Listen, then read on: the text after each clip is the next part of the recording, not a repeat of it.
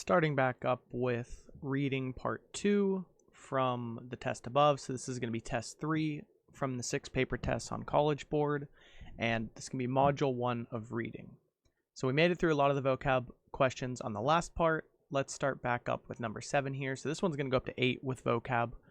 Remember that after vocab, we're going to be transitioning to more, reading-oriented questions.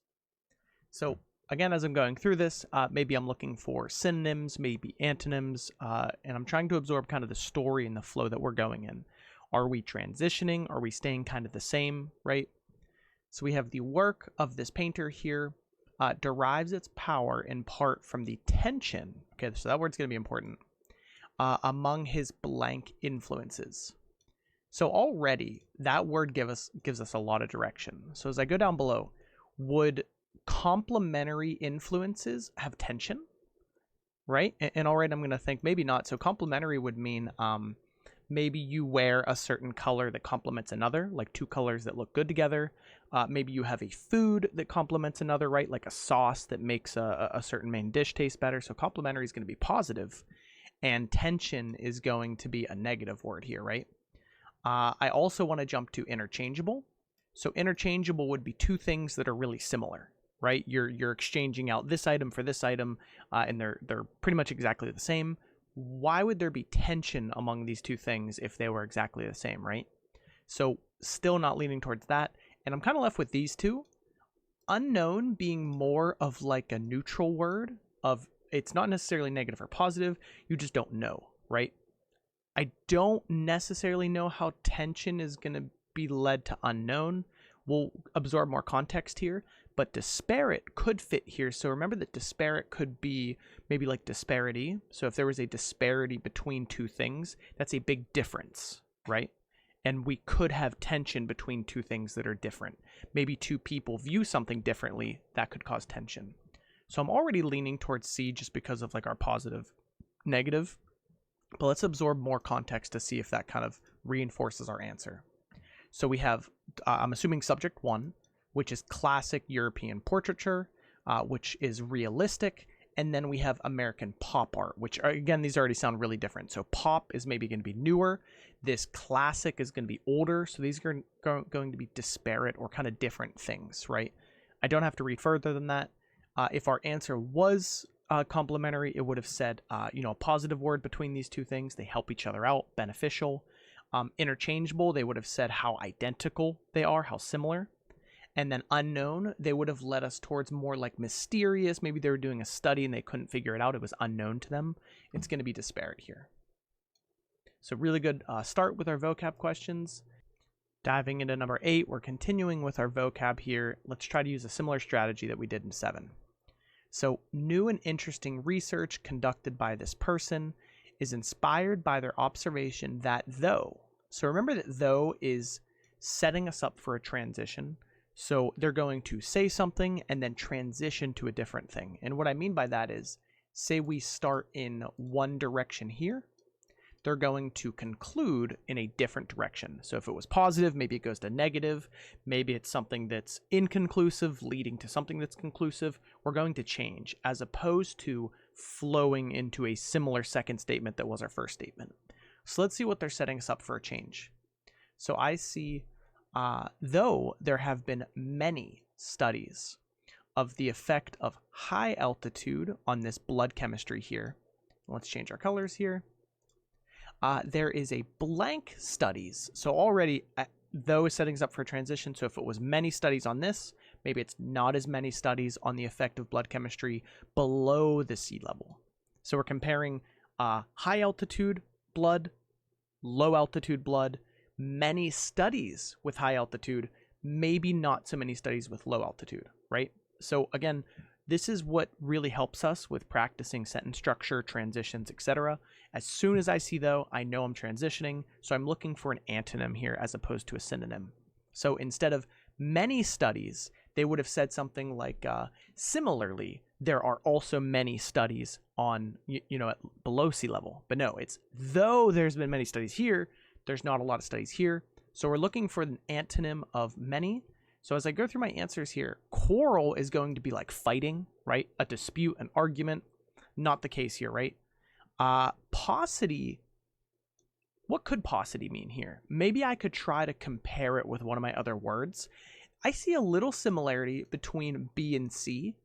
Paucity and profusion, those might be antonyms of each other. So we want to do our best to kind of gauge the direction of a word, even if we're not, completely sure of it. So maybe you haven't heard of profusion. Maybe you've heard of something being profuse, right? So profuse is going to be a lot of, right? An extreme amount of. So this is going to be a lot. So if profuse means a lot, maybe paucity, and you can kind of get a little ring to it, is going to be not a lot. That's going to be very small. So we kind of already have our answer. If we can identify maybe this as being a lot, we can get rid of it. B already kind of sounds like not a lot of something. If you have a paucity of resources, it doesn't sound like you have a lot, right? And then I go to D. Maybe I could cross out D because it just doesn't sound like it fits here, but that is going to be kind of something meaning like truth, right? Something seems truthful or real.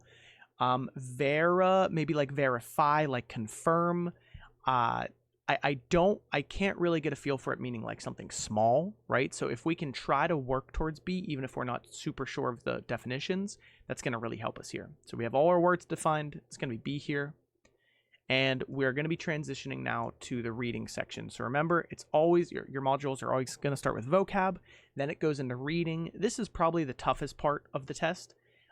Even if grammar is also tough for you, the reading sections are just always long, right? You're always going to have these long paragraphs. So do your best to make it through this kind of middle part of your module. As soon as you finish reading, you get into grammar, and the passages are going to be way smaller. So just try to make your way through this. Let's try a couple more problems. So we have a text. It's a short story. Martha is employed by Miss Pine as a maid. So Miss Pine sat by the window, looking stately and calm. She seldom went out.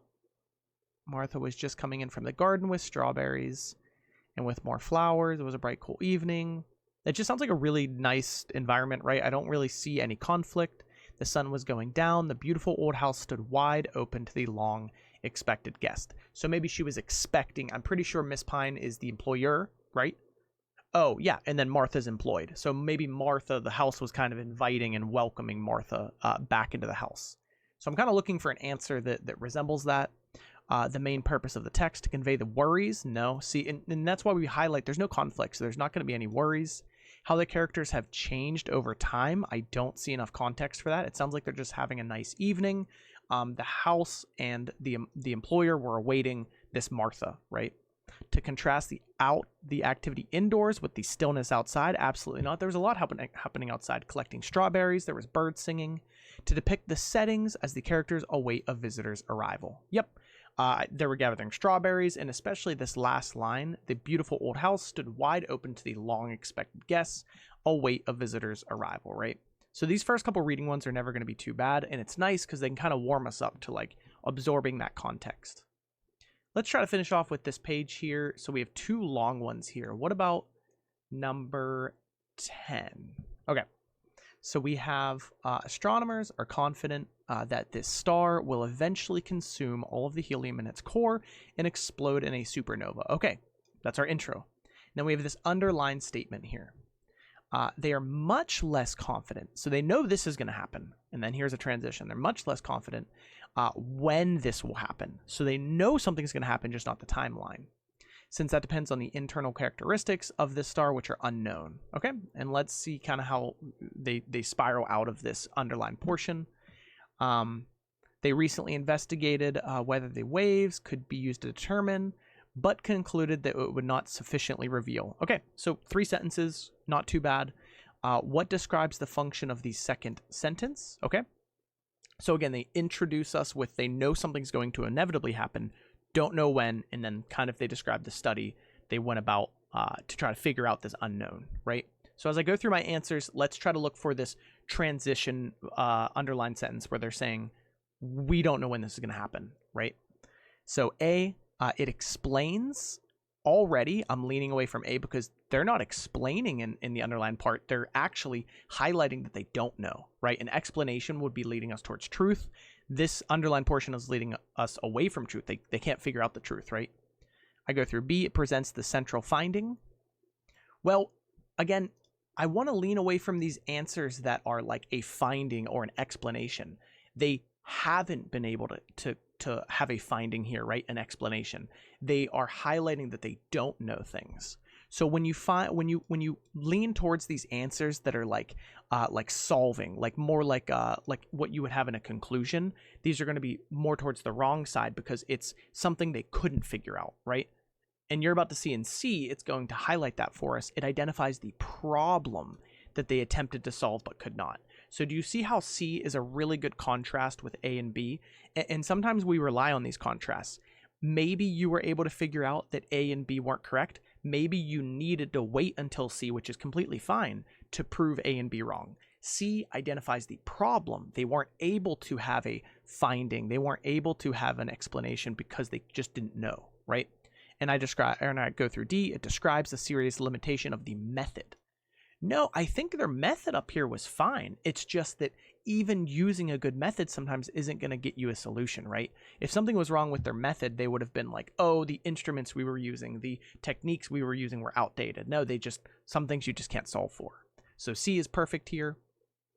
And then for our final question, number 11, it looks like another good one. Let's change the color here. And let's go through it. It's a text from this novel. Eleanor lives with her younger sisters and her mother, Miss Dashwood. Okay, so Eleanor maybe is like a standout character, and this is the mother.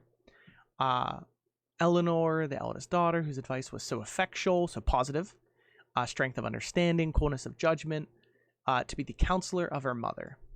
Frequently counteract. Okay, so counteract maybe some of the bad things, imprudence, right? Some of these negative words that the mother might have acted on that this eldest daughter is kind of helping with. She had an excellent heart. So I think now they're talking about Miss Dashwood. Her disposition was affectionate and her feelings were strong, but she knew how to govern them. It was a knowledge which her mother had yet to learn. Oh, no, so they're still describing Eleanor. Again, reinforcing that with contrasting it with her mother who had yet to learn that stuff. And which one of her sisters resolved never to be taught. Okay, so it's just super positive things about Eleanor, right? Maybe a little bit of negative about Miss Dashwood, but that wasn't the focus, right? Because they want to know what is true about Eleanor. So we're looking for maybe an answer that kind of highlights all these positive things. Often argues, nope, not going to be the case. We're looking for nice positive things about Eleanor.